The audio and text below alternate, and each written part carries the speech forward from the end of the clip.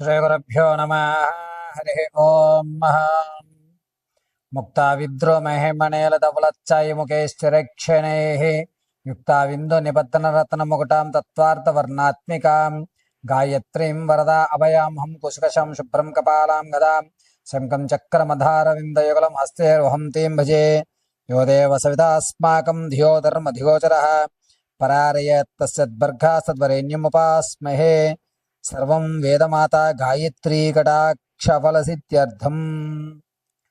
గురుగారు ఎప్పుడు చూసినా ఆర్థికమైన విషయాల గురించి లేదా కోర్టు వ్యవస్థల గురించి మాత్రమే మీరు చెప్తున్నారు. విద్యార్థులకి స్కూల్స్ ప్రారంభమయ్యాయి కాబట్టి కాస్త విద్యలో తక్కువగా ఉన్న వారికి, అదేవిధంగా చదివింది మర్చిపోవడము, ఇది వరకు బాగా చదువుతూ డల్ అయిపోవడము, ఉన్నట్టుండి తను మొత్తం తన యొక్క విజ్ఞానాన్ని అంతటినీ కూడా చాలా తక్కువ స్థాయిలో విడిచిపెట్టి చెడు స్నేహాలకు లోనయ్యి బాగా చదవడం వ్యక్తి సి గ్రేడు డి గ్రేడ్లోకి మారిపోతూ ఈ యొక్క రాశి ప్రభావాల ఫలితంగా ఏమైనా వీరికి జరుగుతున్నాయా? మేషం నుంచి మీనం వరకు కూడా విద్యార్థులు ఎటువంటి మంత్రాన్ని రోజు పఠించుకోవడం వల్ల విద్యలో మెరుగైనటువంటి స్థితిగతులు కలుగుతాయి? వీరు ఏ దేవతారాధనలు చేయడం వల్ల విద్య అనేటువంటిది అభ్యసిస్తుంది?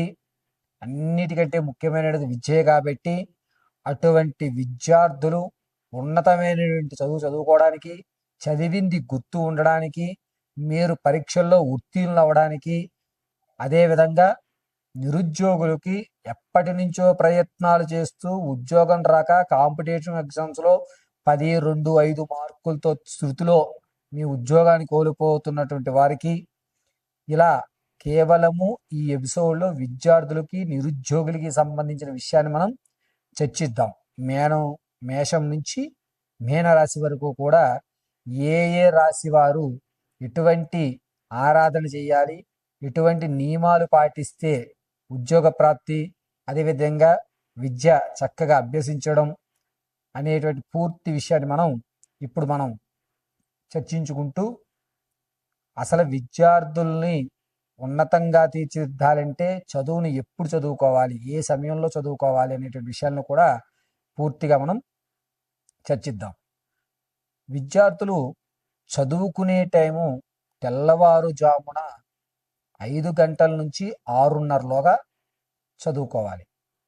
ఏ విధంగా చదువుకోవాలి అనేది ప్రతి రాశి వారికి కూడా చదువుకునేటువంటి సమయాన్ని మీకు చెప్పడం జరుగుతుంది. ధనుసు రాశిలో ఉన్నటువంటి విద్యార్థులకి 26 మే తారీఖు నుంచి 26 మే నుంచి 15 అక్టోబర్ వరకు కూడా అష్టమంలో గురుడు ఉండడం వల్ల వీరికి చదువు పట్ల చికాకు అనేటువంటిది ఎక్కువ ఏర్పడుతుంది. ఎందుకు చదువుకోవాలి, చదువుకోకపోతే ఏమవుతుంది అని మొండిగా హెచ్చించడం, ఏ దాన్ని కూడా మొండిగా వాదించడం, వితండవాదం చేయడం అనేటువంటిది ఏర్పడుతుంది. అంతేకాకుండా విద్యార్థుల యొక్క మానసిక స్థితి కూడా మారిపోతుంది. చదువు కాదు, ఇంకేమన్నా చేసుకుందాము, ఇలా కాదు అని చెప్పి చదువు పట్ల శ్రద్ధ కాస్త తగ్గించడము, పైగా ఎంతసేపటికి కూడా అల్లరి చేయడము, ఆకతాయితనంగా ఉండడము, చెప్పిన మాట వినకపోవడము అనేటువంటిది ఎక్కువ వచ్చేటువంటి అవకాశాలు గోచరిస్తున్నాయి ధనుసు రాశి వారికి. పైగా విద్యార్థులు, ధనుసు రాశిలో ఉన్నటువంటి విద్యార్థులు వారికి ఉన్నటువంటి తెలివితేటల్ని చదువుల్లో కంటే ఇతరితర యావిగేషన్స్ చూపిస్తుంటారు. అది కూడా ఒకందుకు మంచిదే. తల్లిదండ్రులు వాటిని గుర్తించండి. రానున్న రోజుల్లో అంటే ఈ సంవత్సరాంతం వరకు కూడా వీళ్ళు ఇలాగే ఉంటారు, ఉగాది వరకు, సంవత్సరము అంటే ఉగాది వరకే. అయితే ఈలోగా మీరు గ్రహించేటువంటి స్కిల్స్ అంటే అతను వేరే వేరే వాటి మీద తన యొక్క తెలివితేటలు ప్రదర్శిస్తుంటాడుగా, వాటిని గుర్తు పెట్టుకోండి. రానున్న రోజుల్లో అవి అవసరమయ్యేటువంటి అవకాశం ఏర్పడుతుంది. కానీ కేవలం చదువుకోవాలి గురుగారు అంటే మాత్రం ప్రెషర్ చేయొద్దు.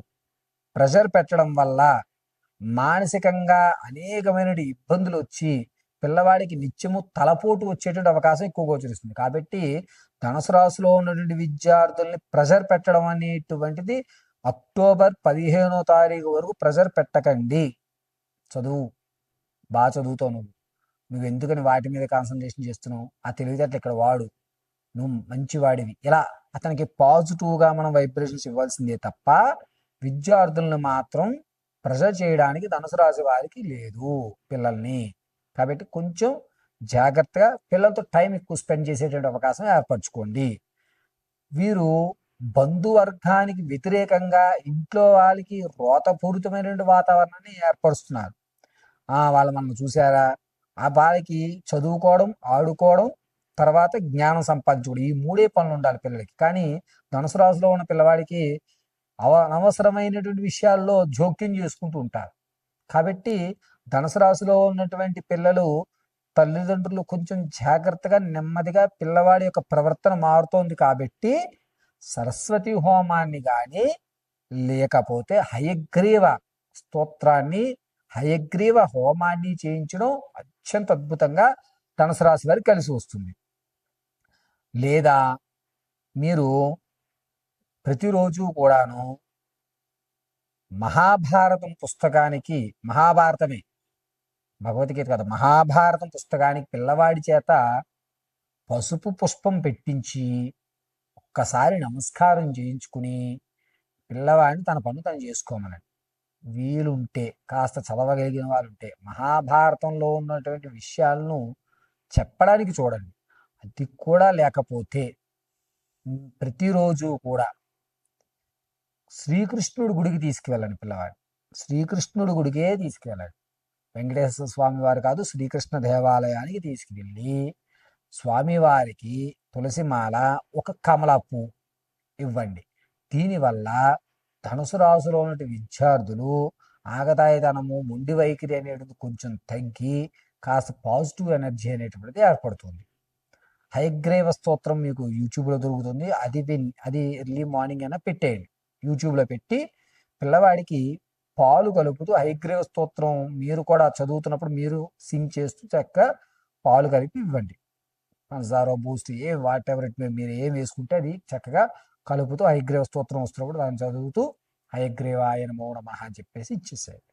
ఇలా చేయడం వల్ల ధనుసు రాశిలో విద్యార్థులు కాస్త కలిసి వస్తుంది. ఇక నిరుద్యోగుల విషయానికి వస్తే కనుక నిరుద్యోగులు ఈ ఏడాదిలో గురుడు కాస్త ఇబ్బందిదాయకమైన వాతావరణంలో ఉండడం వల్ల ఉద్యోగ ప్రాప్తి అనేటువంటిది అందుకోవడం కాస్త కష్టమే. వీరు కూడా మహాభారతాన్ని పుస్తకాన్ని పసుపు వర్ణ పుష్పం పెట్టడం కానీ, లేదా ఖచ్చితంగా వీరు నిరుద్యోగులు ఖచ్చితంగా శ్రీకృష్ణుడి దేవాలయంలో ఒక తామర పువ్వు చేతిలో పట్టుకుని శ్రీకృష్ణ పరమాత్మనే నమో నమః, శ్రీకృష్ణ పరమాత్మనే నమో నమః అని 54 సార్లు చెప్పుకుని స్వామివారి పాదాల దగ్గర పుష్పాన్ని సమర్పించుకుంటారండి. దీనివల్ల మనకి పాజిటివ్ ఎనర్జీ వచ్చి ఖచ్చితంగా మీరు నవంబర్ 2వ వారంలో ఉద్యోగ ప్రాప్తిని పొందుతారు. ఇది ఖచ్చితం. మరిన్ని విషయాలు తెలుసుకోవడానికి కింద స్క్రోల్ అవుతున్న నెంబర్ సంప్రదించండి. పూర్తిగా మీ విషయాలన్నీ కూడా వివరించి చెప్పడం జరుగుతుంది.